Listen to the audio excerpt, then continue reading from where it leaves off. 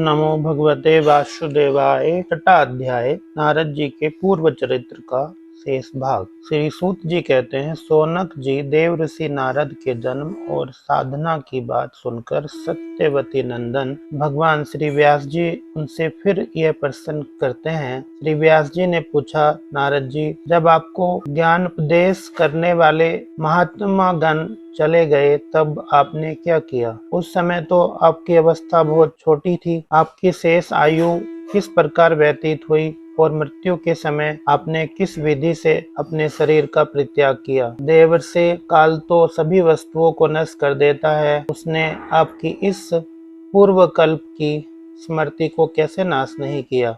फिर नारद जी ने कहा, मुझे ज्ञानोपदेश करने वाले महात्मा गण जब चले गए तब मैंने इस प्रकार अपना जीवन व्यतीत किया। यद्यपि उस समय मेरी अवस्था बहुत छोटी थी, मैं अपनी माँ का इकलौता लड़का था। एक तो वह स्त्री थी, दूसरे मूढ़ और तीसरी दासी थी।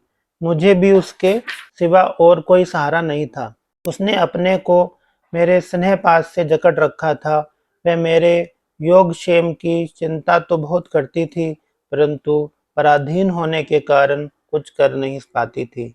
जैसे कठपुतली नचाने वाले की इच्छा के अनुसार ही नाचती थी, वैसे ही यह सारा संसार ईश्वर के अधीन है। मैं भी अपनी माँ के स्नेह बंधन में बंधकर उस ब्राह्मण बस्ती में ही रहा। मेरी अवस्था केवल 5 वर्ष की थी। मुझे दिशा, देश और काल के संबंध में कुछ भी ज्ञान नहीं था। एक दिन की बात है, मेरी माँ गोद धोने के लिए रात के समय घर से बाहर निकली। रास्ते में उसके पैर से सांप छू गया। उसने उस बेचारी को डस लिया। उस सांप का क्या दोष, काल की ऐसी ही प्रेरणा थी। मैंने समझा, भक्तों का मंगल चाहने वाले भगवान का यह भी एक अनुग्रह ही है। इसके बाद मैं उत्तर दिशा की ओर चल पड़ा। उस ओर मार्ग में मुझे अनेकों धन धान्य से संपन्न देश, नगर, गांव, अहीरों की चलती फिरती बस्तियां, खाने, खेड़े, नदी और पर्वतों के तटवर्ती पड़ाव, वाटिकाएं, वन, उपवन और रंग बिरंगी धातुओं से युक्त विचित्र पर्वत दिखाई पड़े। कहीं कहीं जंगली वृक्ष भी थे, जिनकी बड़ी बड़ी शाखाएं हाथियों ने तोड़ डाली थी। शीतल जल से भरे वे जलाशय भी थे, जिनमें देवताओं के काम में आने वाले कमल थे। उन पर पक्षी तरह तरह की बोली बोल रहे थे और भौरे मंडरा रहे थे।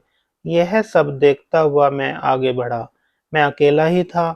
इतना लंबा मार्ग में तय करने में मैंने एक घोर गहन जंगल देखा। उसमें नरकट, बांस, सेठा, कुश, कीचक आदि खड़े थे। उसकी लंबाई चौड़ाई भी बहुत थी और वह सांप, उल्लू, सियार आदि भयंकर जीवों का घर हुआ करता था। देखने में बड़ा भयावह लगता था। चलते चलते मेरा शरीर और इंद्रियां स्थिर हो गई। मुझे बड़े जोर की प्यास लगी। भूखा तो था ही। वहां एक नदी मिली। उसके कुंड में मैंने स्नान किया, जलपान किया और आचमन किया। इससे मेरी थकावट मिट गई। उस विजन वन में एक पीपल के नीचे आसन लगाकर मैं बैठ गया। उन महात्माओं ने जैसा मैंने सुना था, हृदय में रहने वाले परमात्मा के उसी स्वरूप का मैंने मन ही मन ध्यान किया। भक्ति भाव से वशीकृत चित्त द्वार भगवान के चरण कमलों का ध्यान करते हुए भगवत प्राप्ति की उत्कट लालसा से मेरे नेत्रों में आंसू छलछला आए और हृदय में धीरे धीरे भगवान प्रकट हो गए। व्यास जी उस समय प्रेम भाव के अत्यंत उद्क्रेश मेरा रोम रोम पुलकित हो उठा। उदय अत्यंत शांत और शीतल हो गया। उस आनंद की बाढ़ में ऐसा डूब गया कि मुझे अपना और ध्येय वस्तु का तनिक भी भान न रहा। भगवान का यह अनिर्वचनीय रूप समस्त शोकों का नाश करने वाला है और मन के लिए अत्यंत लुभावना था। सहसा उसे न देख मैं बहुत ही विकल हो गया और अनमना सा होकर आसन से उठ खड़ा हुआ। मैंने उस स्वरूप का दर्शन फिर करना चाहा, किंतु मन को हृदय में समाहित करके बार बार दर्शन की चेष्टा करने पर भी मैं उसे नहीं देख सका। मैं अतृप्त के समान आतुर हो उठा। इस प्रकार निर्जन वन में मुझे प्रत्येक प्रयत्न करते देख स्वयं भगवान ने, जो वाणी विषय नहीं है, बड़ी गंभीर और मधुर वाणी से मेरे शोकों के शांत करते हुए मुझसे कहा, खेद है कि इस जन्म में तुम मेरा दर्शन नहीं कर सकोगे। जिनकी वासनाएं पूर्णतः शांत नहीं हो गई हैं, उन अधकचरे योगियों का मेरा दर्शन अत्यंत दुर्लभ है। निष्पाप बालक, तुम्हारे हृदय में मुझे प्राप्त करने की लालसा जागृत करने के लिए ही मैंने एक बार तुम्हें अपने रूप की झलक दिखाई है। मुझे प्राप्त करने की आकांक्षा युक्त साधक धीरे धीरे हृदय की संपूर्ण वासनाओं का भली भांति त्याग कर देता है। अल्पकालीन संत सेवा से ही तुम्हारी चित्तवृत्ति मुझ में स्थिर हो गई है। अब तुम इस प्राकृत मलिन शरीर को छोड़कर मेरे पार्षद हो जाओगे। मुझे प्राप्त करने का तुम्हारा ये दृढ़ निश्चय कभी किसी प्रकार नहीं टूटेगा। समस्त सृष्टि का प्रलय हो जाने पर मेरी कृपा से तुम्हें मेरी स्मृति बनी रहेगी। आकाश के समान अव्यक्त सर्वशक्तिमान महान परमात्मा इतना कहकर चुप हो गए। उनकी इस कृपा का अनुभव करके मैंने उन श्रेष्ठों से भी श्रेष्ठतर भगवान को सिर झुकाकर प्रणाम किया। तभी से मैं लज्जा संकोच छोड़कर भगवान के अत्यंत रहस्यमय और मंगलमय मधुर नामों और लीलाओं का कीर्तन और स्मरण करने लगा। कृपा और मत्सर मेरे हृदय से पहले ही निर्वत हो चुके थे। अब मैं आनंद से काल की प्रतीक्षा करता हुआ पृथ्वी पर विचरण करने लगा। व्यास जी, इस प्रकार भगवान की कृपा से मेरा हृदय शुद्ध हो गया, आसक्ति मिट गई और मैं श्री कृष्ण परायण हो गया। कुछ समय बाद जैसे एकाएक बिजली कौंध जाती है, वैसे ही अपने समय पर मेरी मृत्यु आ गई। मुझे शुद्ध भागवत पार्षद शरीर प्राप्त होने का अवसर आने पर प्रारब्ध कर्म समाप्त हो जाने के कारण 5 भौतिक शरीर नष्ट हो गए। कल्प के अंत में जिस समय भगवान नारायण एक एकावर्ण प्रलयकालीन समुद्र के जल में शयन करते हैं, उसी समय उनके हृदय में शयन करने की इच्छा इस सारी सृष्टि को समेटकर ब्रह्मा जी जब प्रवेश करने लगे, तब उनके श्वास के साथ मैं भी उनके हृदय में प्रवेश कर गया।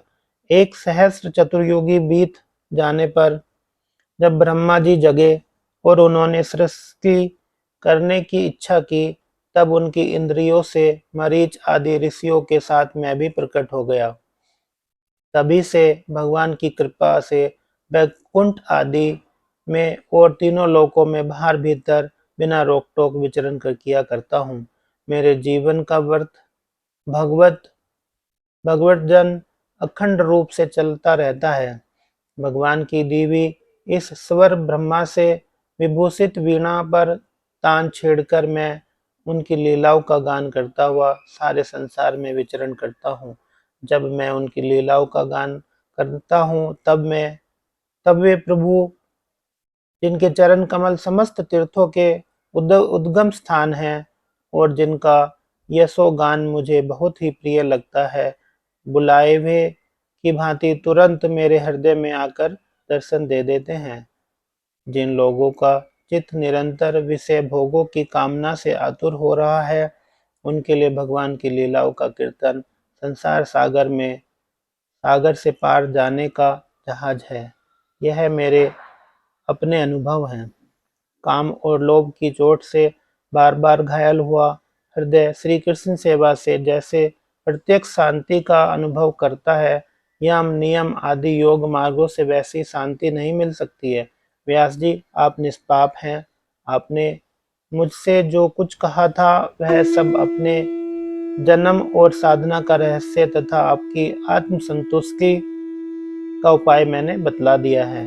श्री सूत जी कहते हैं, शौनक आदि ऋषियों देव ऋषि नारद ने व्यास जी से इस प्रकार कहकर जाने की अनुमति ली और वीणा बजाते हुए स्वच्छंद विचरण करने के लिए चल पड़े।